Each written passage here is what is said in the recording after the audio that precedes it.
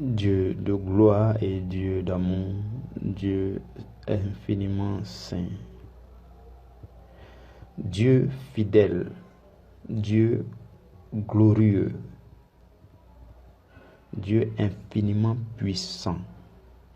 Je te dis merci. Merci Seigneur pour ton amour pour chacun de nous, pour ta bonté, pour ta fidélité. Merci Seigneur d'avoir préservé, gardé, protégé chacun de tes enfants que nous sommes sur cette plateforme.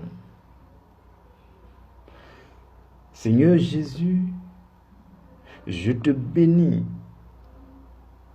Je te bénis de ce que tu te tiens à la droite du Père et que tu intercèdes sans cesse pour nous. Je magnifie ton saint nom de ce que le flot d'amour venant de Dieu passe par toi pour nous atteindre. Et cela nous procure la vie, la santé, la joie, la paix, la sécurité dans la présence de notre Dieu chaque jour, chaque heure, chaque minute, chaque seconde de nos vies, à tout endroit où nous passons. Béni sois-tu, ô Saint-Esprit, toi qui favorise la présence du cortège d'anges lorsque nous nous déplaçons, lorsque nous passons dans n'importe quel endroit. Tu fais tout pour que nous soyons préservés, gardés, protégés par le secours des saints anges qui ont été mis à notre disposition, à notre service selon Hébreux chapitre 1 verset 14. Seigneur, je te dis merci. Merci encore pour ce nouveau jour que tu nous donnes. Nous voulons être reconnaissants. Reconnaissant parce que tu ajoutes chaque seconde à notre vie. Mieux, tu ajoutes chaque minute à notre vie. Tu ajoutes chaque heure à notre vie. C'est une grâce que tu nous fais d'avoir un jour de plus sur notre existence. Nous te bénissons de la même façon que nous te bénissons lorsque tu ajoutes une année sur notre vie. Et nous croyons en toi. Nous croyons en ta fidélité, en ta bonté, en ton amour. Ton amour qui nous garde, ton amour qui nous conduit, ton amour qui nous ramène sur le droit chemin afin que nous fassions ce que tu as prévu que nous fassions. Parce que, Seigneur, nous désirons ardemment achever le travail que tu nous as confié sur la terre avant de retourner à toi. Et toi aussi, tu espères en nous. Voilà pourquoi tu nous gardes en vie. Chaque matin, très tôt, tu envoies tes anges pour nous réveiller parce que tu espères que nous puissions aller un peu plus en avant dans la mission que tu nous as confiée. Nous te bénissons pour ce merveilleux, ce glorieux plan. Béni sois-tu pour ce glorieux plan, ce plan qui est infiniment au-delà de tout ce que nous pouvons subir. Tout ce que nous pouvons subir et nous nous plaignons de toi, nous murmurons contre toi. Au-delà de tout ce que nous pouvons subir, ton glorieux plan demeure à l'œuvre dans la vie de chacun de nous. Voilà pourquoi je te dis merci. Béni soit ton très saint nom, tu es le roi des rois, le Seigneur tout-puissant, l'infiniment grand, l'infiniment glorieux, l'infiniment puissant. À toi l'honneur, la louange, la gloire, la sagesse, l'élévation dans les siècles sans fin. Amen. Frères et sœurs dans le Seigneur, nous bénissons Dieu qui nous rassemble. Et je te dis merci à toi qui prends de ton temps, qui accorde de ton temps et qui le fait humblement afin de découvrir quelque chose derrière la parole du Seigneur. afin d'entrer en possession de la nourriture spirituelle. Tu écoutes ces pains, tu médites la parole de Dieu avec la soif de découvrir quelque chose de profond. Voilà pourquoi nous nous recommandons tous à la grâce du Saint-Esprit pour qu'il s'occupe de nous. Nous sommes ces enfants bien-aimés. Nous avons besoin de nourriture et comme tout bon parent, le Saint-Esprit s'occupe toujours de nous. Aujourd'hui encore, nous nous en remettons à lui, à sa grâce. Mes frères et sœurs dans le Seigneur, hier nous avons commencé à traiter un sous-thème. Et ce sous-thème-là, nous sommes en train de le traiter sur 2 jours. Aujourd'hui, c'est le dernier jour. Mais le sujet de la semaine, le sujet que nous traitons cette semaine et qui s'étend jusque sur 9 jours, c'est le sujet de la prière dans l'esprit. La prière dans l'esprit. Mes frères et mes sœurs, le sous-thème que nous avons commencé à traiter hier, c'est 3 choses qui déclenchent le parler en langue. Hier, nous avions déjà parlé de la première chose. Et nous avons dit que la première chose qui vous pousse ou qui devrait pousser chaque chrétien à s'exprimer selon le Saint-Esprit, à faire appel à d'autres langues pour s'exprimer à Dieu dans la présence de Dieu. Cette première chose-là, c'est l'amour pour Dieu. Hier, nous avons dit que si nous disons que nous aimons Dieu, nous devrions être capables de faire n'importe quoi pour Dieu, de dire n'importe quoi dans la présence de Dieu, enfin, de n'importe quoi très excellent. Donc, nous devons être capables de ne pas avoir honte de qui que ce soit lorsque nous sommes dans la présence de Dieu, si nous aimons Dieu. Donc hier, nous avons parlé de cette première chose, de l'amour pour Dieu. Si vous dites que vous aimez Dieu et que l'esprit, vous sentez dans la présence de l'Esprit de Dieu pendant un moment de prière ou encore pendant un moment d'écoute de la parole de Dieu, si vous sentez l'Esprit vous bousculer de l'intérieur de vous et que vous vous sentez obligé de parler, de dire les merveilles du Seigneur, mais qu'il vous... de dire les merveilles du Seigneur parce que vous aimez Dieu, vous êtes obligé de le dire. Et vous n'êtes pas forcé de construire un vocabulaire selon l'intelligence. Ce n'est pas une obligation. Parce que nous avons longtemps prié selon l'intelligence. Paul dit, je prierai en langue, je prierai aussi selon mon intelligence. Donc, tout ce que nous commençons à faire, c'est de prier en utilisant nos connaissances de la langue française. Si nous parlons le français, ou bien de la langue que nous parlons couramment. Donc nous employons les mots de ce vocabulaire pour parler à Dieu. Et frères et sœurs, ce que je voudrais vous souligner aussi, c'est que vous vous souvenez qu'avant-hier, nous avons parlé du baptême du Saint-Esprit. Et nous avons expliqué que c'est lorsque le Saint-Esprit te remplit, tu sens à l'intérieur de toi quelque chose bouillonner en toi, tu te sens capable de faire n'importe quoi pour Dieu. Tu sens que quelque chose te pousse à parler à Dieu, à dire des merveilles à Dieu. Tu te sens rempli par le Saint-Esprit. Il y a une joie agréable et débordante. Il y a ce sentiment profond, cette affection profonde d'amour là que tu ressens pour Dieu. Et donc tu es ainsi rempli du Saint-Esprit. Si vous avez vécu cette expérience qu'on appelle le baptême du Saint-Esprit, si vous l'avez vécu pour la première fois et que vous continuez à parler en français, ça veut dire que vous avez reçu le baptême du Saint-Esprit, mais vous ne parlez pas encore en langue.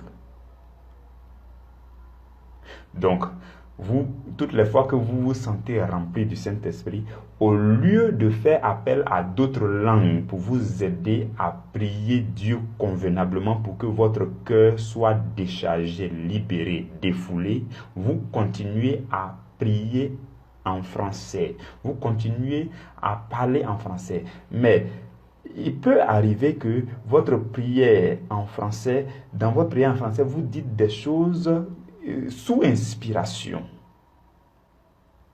Mais c'est quand même en français. C'est-à-dire que vous priez, et vous arrivez de prier en français et là, vous savez que les mots-là viennent à point nommé. Les mots-là sortent tout droit du Saint-Esprit. Les mots sont justes. Vous n'avez pas eu besoin de construire avec votre propre force les mots pour mieux vous exprimer. Et après, quand vous finissez de prier, vous sentez un soulagement. Vous n'avez pas prié en langue. C'est en français que vous avez prié. Mais après ça, vous sentez un soulagement.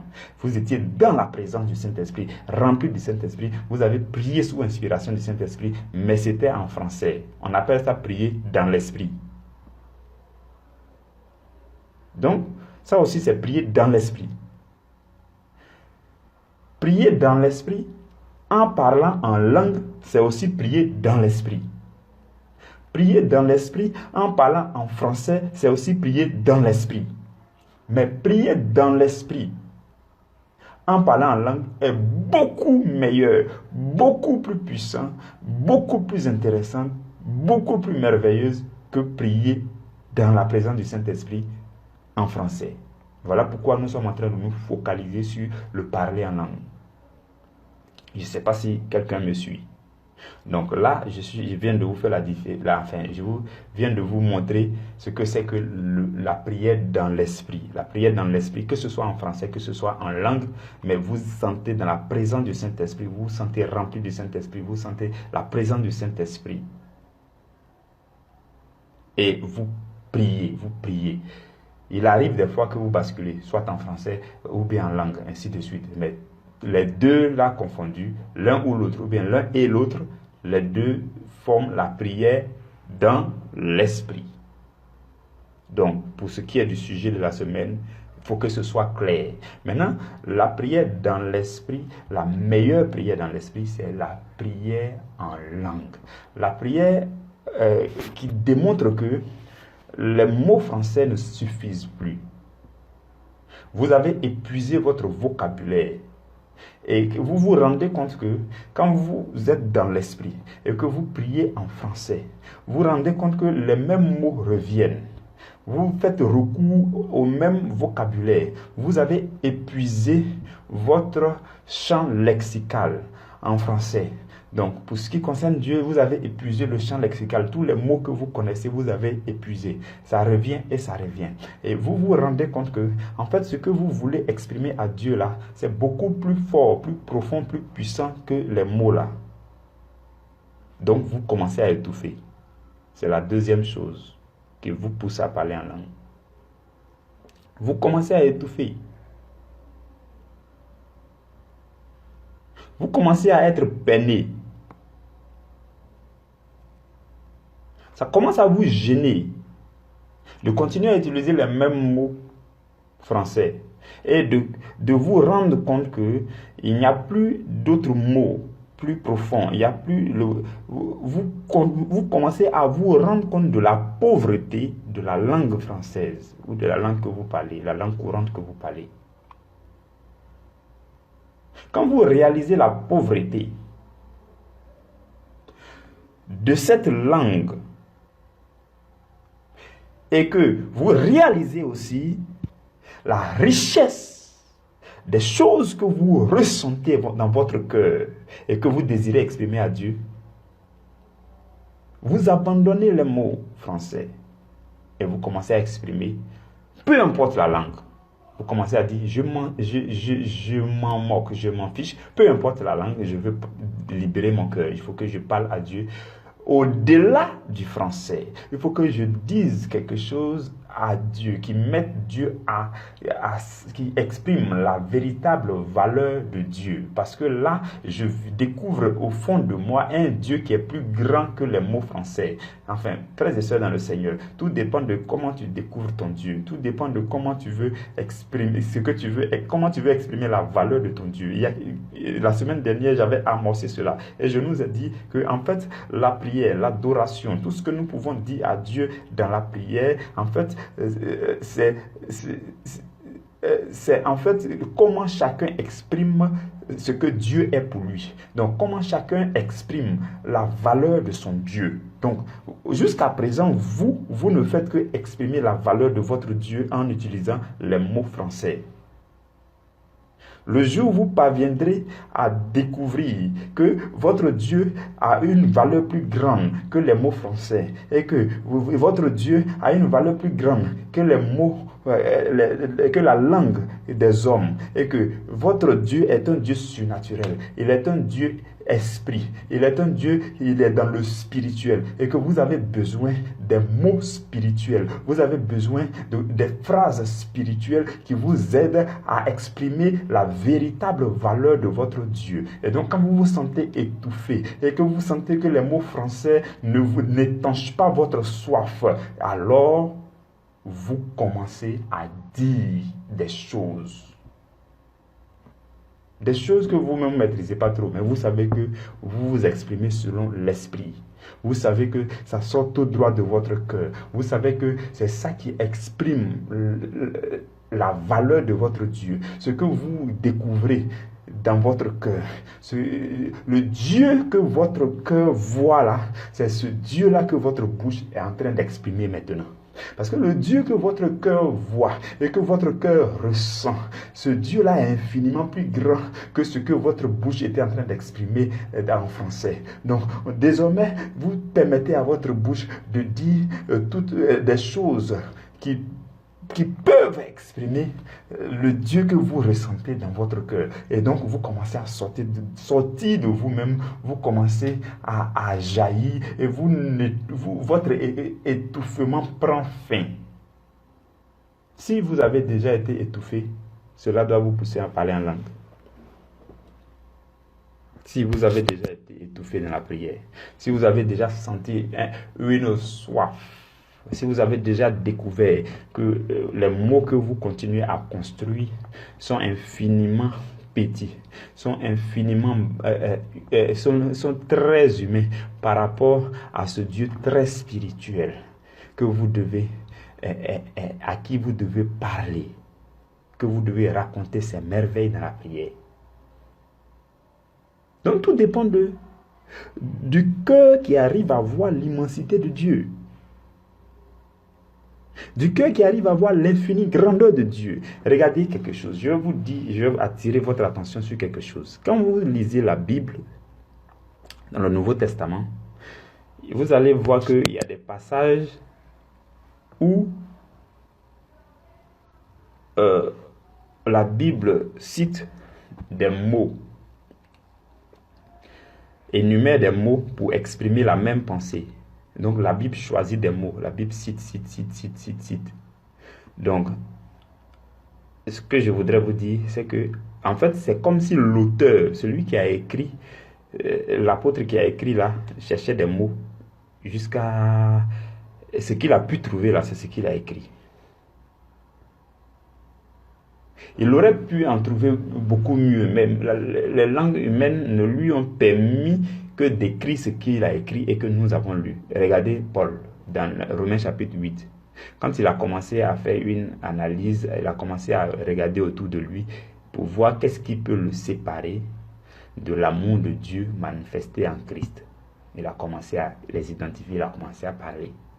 Et il a commencé à dire, ni la mort, ni la vie, ni le présent, ni le futur, ni les anges, ni les démons, ni ceci, ni cela, ni cela. En fait, je suis convaincu qu'au fond de son cœur, il y avait une liste beaucoup plus grande.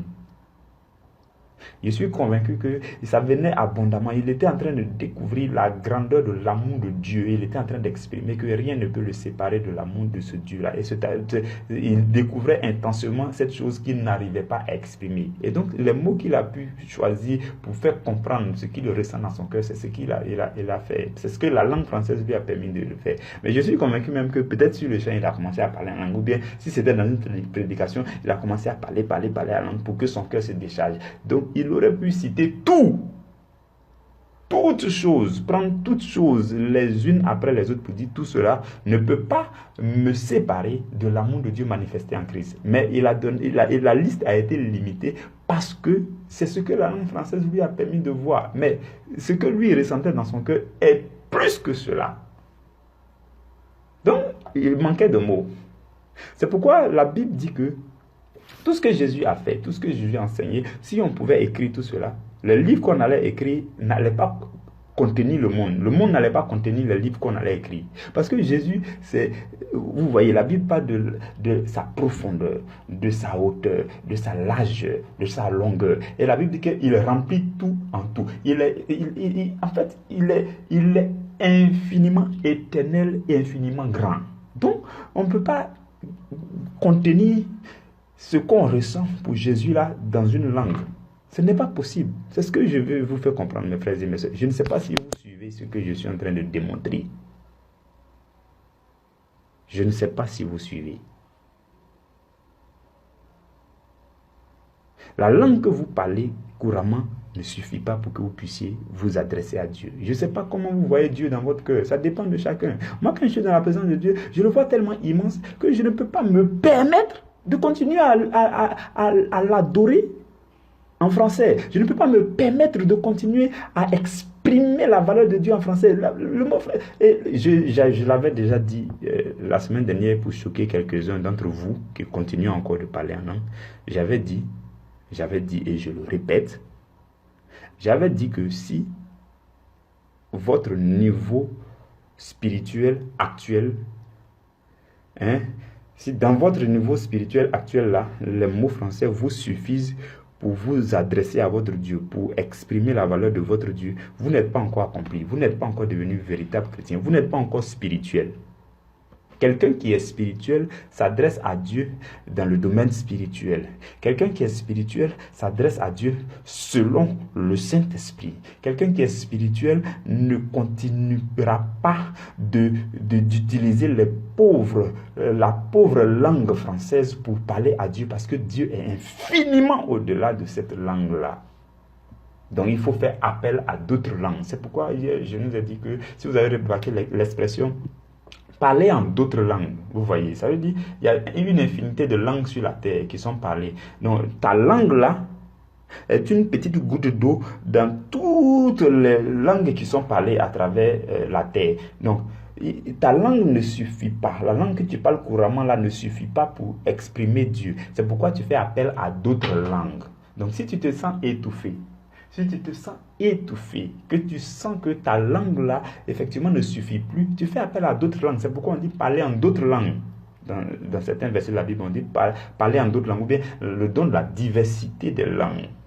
Donc, tu as besoin de faire appel à d'autres langues pour que tu exprimes convenablement la valeur de ton Dieu. Donc, si tu continues de prier en français, tu n'es pas encore spirituel. Tu n'as pas encore... En fait, ça veut dire que tu limites Dieu à la langue que tu parles. Non, ce n'est pas normal. Le Dieu que je connais ne peut pas être limité à ta langue, à ton vocabulaire. Non, non. Les mots que tu connais, si on compte bien, peut-être que si tu connais trop, peut-être c'est 1000 mots. Les 1000 mots là même, peut-être que si tu as trop choisi parmi les 1000 pour t'exprimer, peut-être c'est 200 mots. Les 200 mots là même, si on compte les mots que tu reviens dessus chaque jour là, peut-être que c'est 100 mots. C'est là que ton Dieu s'arrête. Non, je pose la question à quelqu'un qui continue à parler en français. Il faut que tu comptes les mots que tu parles chaque jour. Si tu comptes les mots que tu parles, que tu reparles chaque jour, si on compte bien, peut-être c'est 100 mots que tu reviens dessus. C'est les 100 mots seulement qui te permettent de t'exprimer. Et donc, c'est 100 mots. 100 mots. 1, 2, 3, 4, jusqu'à 100 mots. C'est ça seulement qui est la limite de toi, ton Dieu.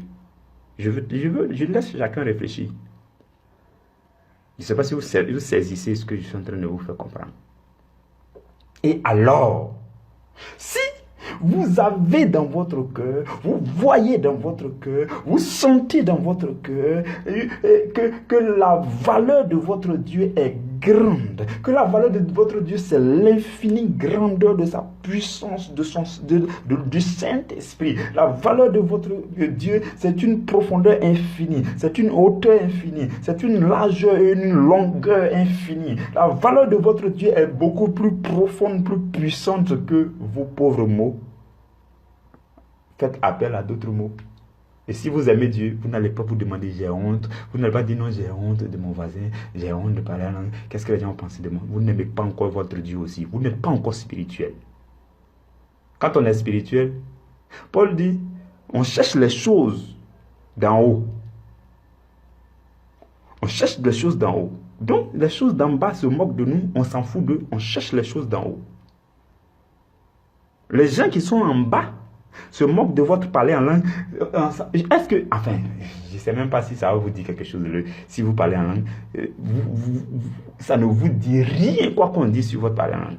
Mais vous seul, ce que vous ressentez dans la présence de votre Dieu, c'est ce qui compte pour vous. Ce que ce don merveilleux-là vous apporte. La Bible dit celui qui parle en langue s'édifie lui-même. Vous allez voir que votre esprit en sera édifié. Votre homme spirituel va vivre, va respirer à l'aise. Je vous le dis, c'est la vérité. Pour le moment, votre homme spirituel ne respire pas, il est étouffé. Mais dans le nom de Jésus, vous allez braver cet étouffement. Cet étouffement va vous pousser à sortir de vous-même. Donc l'étouffement, c'est la deuxième chose.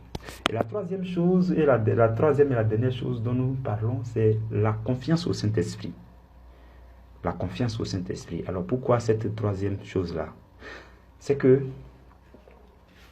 vous, tous les deux qu'on a dit, vous les avez compris. C'est-à-dire que vous savez de quoi on a parlé. Effectivement, ces deux choses-là veulent vous pousser. Parce que vous avez bien suivi l'enseignement. Parce que vous comprenez ce qui est dit. Ces deux premières choses-là veulent vous pousser à sortir de vous-même. Mais vous avez besoin de la troisième chose qui est la confiance au Saint-Esprit. Vous devez vous abandonner dans la présence du Saint-Esprit. Cette troisième chose-là, j'explique rapidement. C'est que vous vous dites, si je parle en langue, si je commence à... Parce que je me sens rempli du Saint-Esprit, je me sens exalté, je me sens déporté, je sens la profondeur de Dieu dans mon cœur et j'exprime mon cœur et je commence à jaillir. Quand je dis « Hingedebro », quand je dis la première phrase ou bien le premier mot, quelle sera la suite? Déjà, dès que tu dis le premier mot, Satan commence à affecter ta pensée pour te dire, tu vois ce que tu dis là, ça ne ressemble pas à grand chose.